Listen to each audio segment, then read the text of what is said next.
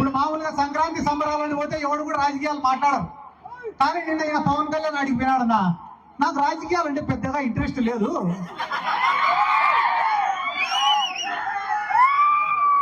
నేను ఫ్లాప్ సినిమాలు తీసినా కూడా నాకు డబ్బులు వస్తాయని రావాలి.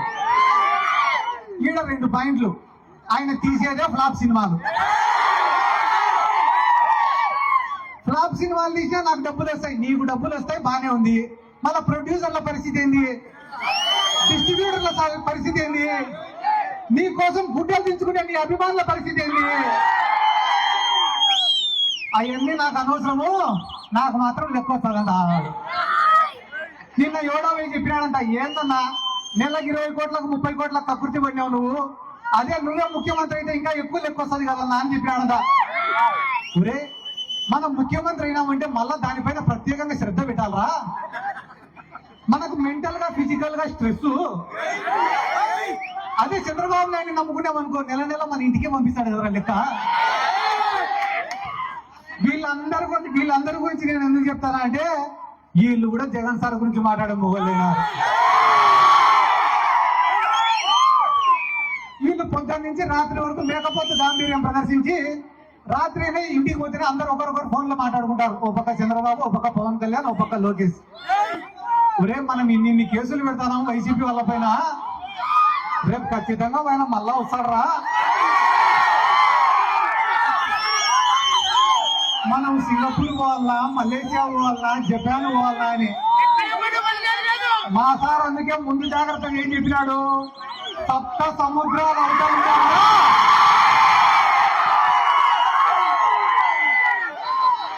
100% మళ్ళా వెనక్కి పిలిపించుకొని వస్తా అని చెప్పినాడు.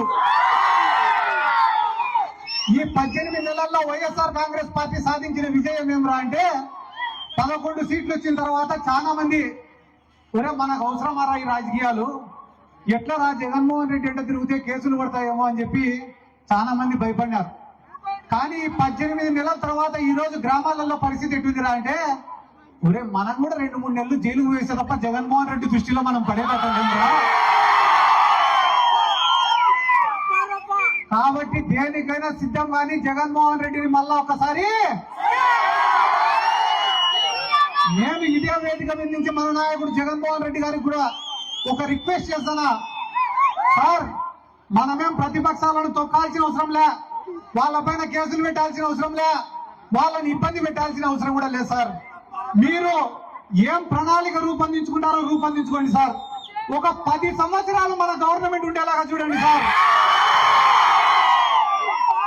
మీరు చేసే మంచి పనులు చేసుకుంటా 10 సంవత్సరాల అధికారంలో ఉండండి సార్. మీరు అనుకుంటా అంటే ఈ ప్రతిపక్షాలన్నీ కూడా ఫామ్ హౌస్ లకు పరిమితం అవుతాయని చెప్పి ఈ సందర్భంగా నేను తెలియజేసుకుంటూ, నేను మరొక్కసారి చెప్తానన్నా, చేసిన మంచి ఎప్పటికి కూడా ప్రజలు మర్చిపోరు. మనం చేసే కష్టాన్ని కూడా ప్రజలు ఎప్పుడు కూడా గుర్తు పెట్టుకుంటారు. ఈ రోజు జగన్మోహన్ రెడ్డి గారికి ఆయన చేసిన మంచి శ్రీరామ రక్షని కూడా ఈ సందర్భంగా నేను తెలియజేసుకుంటూ, ఈ రోజు సంక్రాంతికి పట్టణాల నుంచి అందరూ పల్లెలకు వస్తున్నారు. కానీ పల్లెలలో ఏ రైతు ముఖంలో కూడా సంతోషం లేదు. ఎందుకంటే ఏ పంటకు కూడా రేటు లేదు. ఒకనొక సందర్భంలో మా నందికొట్కూరు నియోజకవర్గంలో మొక్కజొన్న కొనుగోలు కేంద్రాలు పెట్టాడు జగన్ సార్. పెడితే ఐకేపీ సెంటర్ల ద్వారా, సొసైటీల ద్వారా, మార్కెట్ యార్డు ద్వారా కొన్ని వందల లారీలతో మేము కొనుగోలు చేసినాం మొక్కజొన్నని. మాకు అర్ధరాత్రి ఫోన్లు రైతుల దగ్గర నుంచి, అన్నా మా ఊర్లో గొన సంచులు రాలే, మా ఊర్లో పులికోసాలు రాలే, మా ఊరికి లారీలు రాలే, 24 గంటలు మాకు ఇయ్యే ఫోన్లే. ఒక తెలుగుదేశం కూడా వచ్చినాడు, దేనికన్నా మీరు ఇంత ఇబ్బంది పెడతారు, అదే మా గవర్నమెంట్ ఉంటే కన్నా ఇంత ఇబ్బంది పడాల్సిన అవసరం లే, మేము చాలా నీట్ గా డీల్ చేస్తాం దీన్ని అన్నాడు. ఒరే, ఇన్ని టన్నుల మేము కొంటాం మొక్కజొన్న, మేమే సేఫ్ గా డీల్ చేయలేకుండా నువ్వు ఎట్లా డీల్ చేస్తావురా అంటే, మాకు ఓటేస్తే చెప్తామన్నా మేము అన్నాడు. సరేలే అని మా ఊరోళ్ళు నమ్మి టీడీపీ ఓటేసినారు. చూసాం ఎట్టకుంటాడో వీడు మొక్కజొన్న, బాడీలు చేస్తా అన్నాడు, బాడీలు చేస్తా అన్నాడు అని. మొక్కజొన్న పంట చేతికి వచ్చింది. ఏరా ఏమో డీల్ చేస్తా అన్నామంటే, మీ మాదిరిగా మాకు తలనొప్పి పెట్టుకోమరా, అందుకే మేము కొనుగోలు కేంద్రం కూడా పెట్టాము. ఇంకా మమ్మల్ని అడిగేటోడు ఎవడు? ఇప్పుడు కొనుగోలు కేంద్రం పెడితే లారీ కావాలని అడగాల, పురికోసలు కావాలని అడగాల, కొనుగోలు కేంద్రమే పెట్టకుంటే ఫోన్ చేయాల్సిన అవసరం కూడా లేదు. ఆ పక్క రాష్ట్రంలో ఉన్నారు తెలంగాణలో, వాళ్ళు కూడా కొనుగోలు కేంద్రం పెట్టారు, కానీ మన సారు పెట్టడం లేదు. ఏంది సార్ మా రైతుల పరిస్థితి అంటే ఒకే ఒక పరిష్కారం, మీకు బాధ వస్తే మందు దాగి పండుకోండి. అంతకుమించి మీరు ఏం మాట్లాడినా నిన్న మొన్న గ్రామాలలో కోళ్లను పొట్టేళ్లను కోసినప్పుడు కేసులు పెట్టి లోపలేస్తారు. హింసను ఒప్పుకోడంట చంద్రబాబు నాయుడు. ఆయన మాత్రం పుష్కరాలకు మేము 30 మందిని చంపచ్చు, ఇదే గుంటూరు జిల్లాలో ప్రకాశం జిల్లాలో బహిరంగ సభలు పెట్టి 100 మందిని చంపచ్చు, అవేం తప్పులేదు. కానీ పాపం గ్రామంలో ఎవరైనా కూడా ఆదివారం వచ్చి చికెన్ తిన్నామని చెప్పి కోడికి వచ్చే. కాబట్టి వీళ్ళ అహంకారాన్ని అన్ని కూడా ప్రజలు గమనిస్తున్నారు. ఎందుకంటే నేను పెద్దగా చెప్పను, ఒక చిన్న ఉదాహరణ చెప్తా. జగన్మోహన్ రెడ్డి అంటే వీళ్ళకి ఎంత భయం అనేది. జగన్మోహన్ రెడ్డి కట్టే మెడికల్ కాలేజీలను ప్రైవేట్ వాళ్ళకి ఇస్తామన్నాడు చంద్రబాబు నాయుడు. అన్ని ఇచ్చేస్తాం ప్రైవేట్ వాళ్ళకి అన్నారు. జగన్ సార్ తప్పు సార్, ప్రభుత్వం సొమ్ము ఇవ్వకూడదు అంటే మేము ఇచ్చేస్తామన్నాడు. జగన్ సార్ ఓపిక పట్టి ఒరే టెండర్ వేసే మొగోడు ఎవడో రాన్నాడు.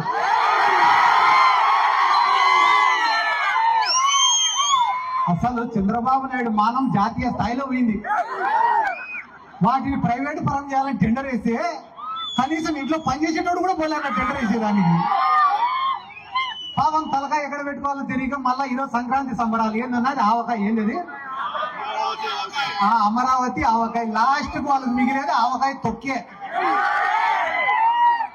కాబట్టి ఈ రోజు మా గ్రామాలలో కూడా కొన్ని 100 కోట్లు ఖర్చు పెట్టి జగన్మోహన్ రెడ్డి గారి నాయకత్వంలో అభివృద్ధి పనులు, సంక్షేమ పనులు చేసినాం.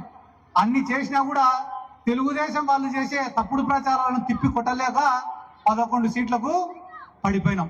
ఈ రోజు 18 నెలలు కాకముందే ప్రతి గ్రామంలో ఉండే రైతులు కానీ, సామాన్యులు కానీ, విద్యార్థులు కానీ, మహిళలు కానీ ఆయన చేసిన మంచిని గమనిస్తున్నారు. అరే సంక్రాంతి వచ్చింది, జగన్మోహన్ రెడ్డి ఉండింటే మన అందరి అకౌంట్లలో కూడా డబ్బులు ఉన్నాయి కదరా, ఈ రోజు అందరి అకౌంట్లు కూడా ఖాళీగా పడి ఉన్నాయంటే దానికి కారణం ఈ చంద్రబాబు నాయుడే కదరా అని చెప్పి బాధపడుతున్నారు. కాబట్టి ఇటువంటి తరుణంలో అన్నా చంద్రశేఖర్ అన్న వచ్చి ఫోటోలు దిగిన వాళ్ళందరినీ కోటేసినా గెలుస్తా ఉన్నా. మళ్ళా వైఎస్ఆర్ కాంగ్రెస్ పార్టీకి 11 సీట్లు వచ్చినప్పుడే నిన్న 5,000 ఓట్లతో గెలిపించినారు. రానున్న ఎన్నికల్లో రిజల్ట్ ఎట్టుంటది అనేది అనవసరం. వైఎస్ఆర్ కాంగ్రెస్ పార్టీ బీఫామ్ తీసుకునే రోజు నీ గెలుపు డిక్లేర్ అయిపోయినట్టనే. నువ్వు బీఫామ్ తీసుకొని టపాసులు రాసుకుంటే పోవచ్చు ఇంటికి.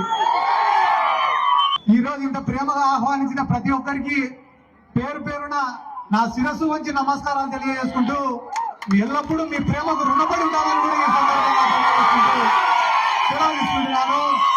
జై జై